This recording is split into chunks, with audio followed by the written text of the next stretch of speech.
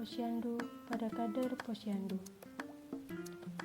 Pada penyuluhan ini, kami dari mahasiswa Poltekkes Kemenkes Yogyakarta akan memaparkan 3 materi, yaitu pengertian Posyandu, SOP pengukuran berat badan dan tinggi badan, dan pengertian sistem 5 meja pada Posyandu. Untuk materi yang pertama adalah pengertian Posyandu.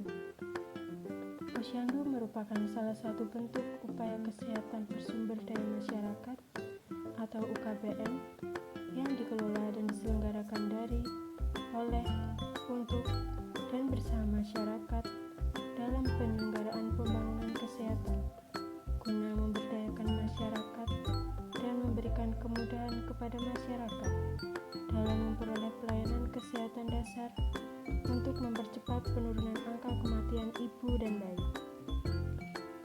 Sedangkan pengertian upaya kesehatan bersumber daya masyarakat atau UKBM adalah wahana pemberdayaan masyarakat yang dibentuk atas dasar kebutuhan masyarakat, dikelola oleh, dari, untuk, dan bersama masyarakat dengan bimbingan petugas puskesmas, lintas sektor, dan lembaga terkait lainnya. Pelayanan kesehatan dasar di Posyandu adalah pelayanan kesehatan yang mencakup sekurang-kurangnya 5 kegiatan, yaitu kesehatan ibu dan anak atau KIA, keluarga berencana atau KB, imunisasi, gizi, dan penanggulangan diare. Sasaran Posyandu adalah seluruh masyarakat, utamanya bayi, anak balita, ibu hamil, ibu nifas, dan ibu menyusui serta pasangan usia subur. Selanjutnya, untuk materi yang kedua adalah penjelasan standar operasional prosedur atau SOP untuk menimbang berat badan dan mengukur panjang atau tinggi badan. Untuk yang pertama, standar operasional prosedur pengukuran berat badan. Yang pertama adalah standar operasional prosedur dajin. Dengan pengertian, menimbang adalah kegiatan yang dilakukan untuk menentukan berat badan seseorang menggunakan alat tertentu. Sedangkan dajin adalah timbangan yang digunakan untuk menimbang berat badan balita dengan kapasitas 25 kg dilengkapi dengan satuan ons. Tujuan dari SOP ini adalah sebagai acuan petugas dalam melakukan penimbangan balita dengan sasaran anak balita 0 sampai 59 bulan. Prosedur yang pertama adalah pastikan bahwa tempat untuk menggantung dajin kokoh, kuat, dan aman. Prosedur yang kedua, pasang dajin di tempat yang kuat atau kokoh. Prosedur yang ketiga, sejajarkan dajin dengan mata penimbang. Prosedur yang keempat, letakkan bandul geser pada angka 0, batang dajin dikaitkan pada tali pengaman. Untuk prosedur yang kelima, pasang sarung timbang yang kosong pada dajin. Prosedur yang keenam, seimbangkan batang dajin dengan kantung penyeimbang, bisa berisi pasir atau kerikil, hingga jarum atas dan bawah dalam posisi sejajar. Prosedur yang ketujuh, sebelum ditimbang, pastikan sepatu, diaper, dan hiasan rambut anak sudah dilepas. Pakaian anak seminimal mungkin. Prosedur yang ke-8, anak ditimbang. Geser bandul sampai jarum timbang tegak lurus. Untuk mempercepat proses penimbangan, berat badan bulan lalu anak bisa ditanyakan. Untuk prosedur yang ke-9, catat hasil penimbangan, kembalikan bandul geser ke angka 0, kaitkan batang dajin pada tali pengaman, kemudian anak diturunkan. Berikut merupakan gambar langkah-langkah dalam mengukur berat badan bayi atau balita menggunakan dajin. Yang selanjutnya adalah standar operasional prosedur menggunakan baby scale. Dengan pengertian, menimbang adalah kegiatan yang dilakukan untuk menentukan berat badan seseorang menggunakan alat tertentu, dengan tujuan sebagai acuan petugas dalam melakukan penimbangan berat badan menggunakan baby scale. Sasarannya adalah anak balita. Prosedurnya, untuk yang pertama, petugas meletakkan baby scale diletakkan pada meja atau permukaan yang rata dan datar. Prosedur yang kedua, petugas memastikan timbangan baby scale berfungsi dengan baik. Prosedur yang ketiga, petugas mempersilahkan ibu atau pendamping balita meletakkan balita pada timbangan dengan pakaian seminimal mungkin secara hati-hati dan mengusahakan agar balita dalam keadaan tenang. Prosedur yang keempat, petugas membaca hasil angka yang ditunjukkan pada timbangan lalu menginformasikan pada ibu atau pendamping balita. Prosedur yang kelima, petugas mencatat pada kartu status KLS atau buku KIA dan catatan. Selanjutnya, berikut standar operasional prosedur atau SOP pengukuran panjang atau tinggi badan pada bayi atau balita.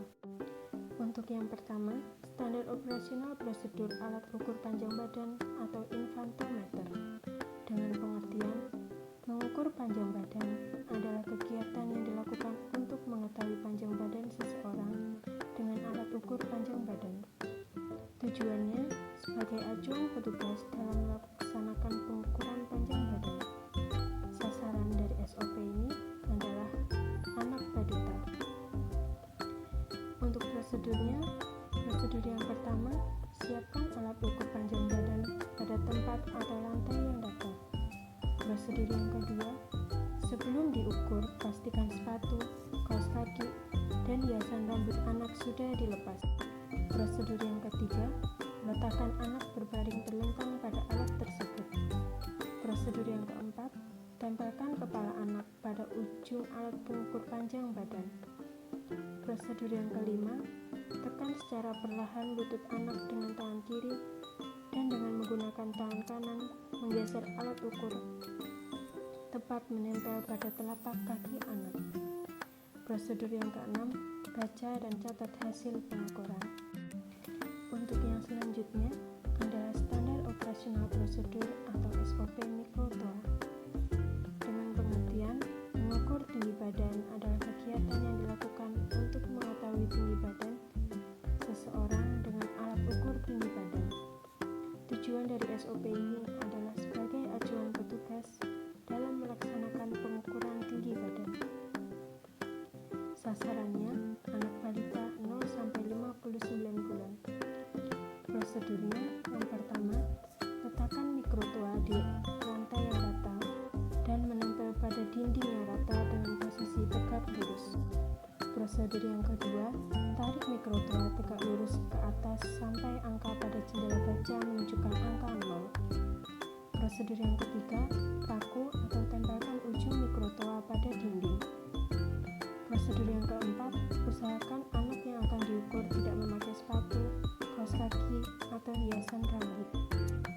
Prosedur yang kelima, posisikan anak berdiri tegak lurus di bawah mikrotoa membelakangi dinding. Prosedur yang keenam, posisikan kepala anak berada di bawah mikrotoa, pandangan lurus ke depan, serta kepala bagian belakang, punggung, pantat, betis, dan tumis menempel pada dinding. Prosedur yang ketujuh, tarik mikrotoa sampai menyentuh kepala anak. Prosedur yang kedelapan, baca angka pada jendela baja dari arah depan, dan mata pembaca harus sejajar dengan garis merah. Prosedur yang kesembilan, catat hasil pengukuran tinggi badan. Untuk materi yang ketiga adalah pengertian sistem 5 meja pada posyandu. Kegiatan rutin posyandu diselenggarakan dan digerakkan oleh kader posyandu dengan bimbingan teknis dari puskesmas dan sektor terkait. Pada saat penyelenggaraan posyandu, minimal jumlah kader adalah 5 orang. Jumlah ini sesuai dengan jumlah langkah yang dilaksanakan oleh posyandu, yakni yang mengacu pada sistem 5 langkah. Sistem 5 meja bukan berarti benar-benar terdapat 5 meja, tetapi artinya 5 jenis kegiatan dan bisa saja tidak semua kegiatan menggunakan meja yang sesungguhnya. Rincian kegiatan 5 langkah di posyandu adalah sebagai berikut. Untuk langkah yang pertama adalah pendaftaran. Pada langkah ini kader melakukan pendaftaran dengan menuliskan nama bayi atau balita yang akan mengikuti posyandu pada secari kertas yang diselipkan pada KMS. Kader juga melakukan pendaftaran ibu hamil berisi nama ibu yang dituliskan pada formulir register ibu. Jika ibu hamil tidak membawa balita, bisa langsung ke langkah 4. Yang selanjutnya, langkah kedua, penimbangan. Pada langkah ini, kader melakukan penimbangan pada bayi atau balita dan menuliskan hasil penimbangan pada secari kertas yang sudah disediakan pada langkah 1. Selanjutnya, langkah yang ketiga, pengisian KMS.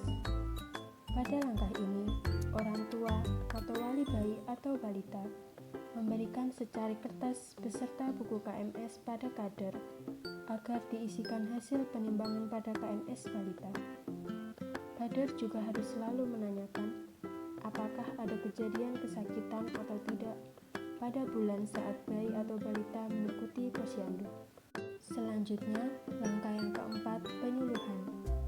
Kader yang bertugas menerima KMS anak dari keluarga balita membacakan dan menjelaskan data KMS tersebut. Kader kemudian memberikan nasihat kepada keluarga balita. Selain itu, kader juga dapat memberikan penyuluhan gizi atau pertolongan dasar, misalnya pemberian makanan tambahan atau PMT, tablet tambah darah atau tablet besi, vitamin A, Oralid, dan sebagainya. Untuk langkah yang terakhir, langkah yang kelima, pelayanan kesehatan. Khusus untuk kegiatan ini, utamanya hanya dapat dilakukan oleh petugas kesehatan, bidan, atau petugas lapangan keluarga berencana atau PLKB yang memberikan layanan antara lain imunisasi, KB, pemberian tablet tambah darah atau tablet besi, vitamin A, dan obat-obatan lainnya. Demikian paparan materi tentang penyelenggaraan posyandu. Semoga dapat menambah wawasan pada ibu-ibu kader tentang penyelenggaraan posyandu. Atas perhatiannya, kami ucapkan terima kasih.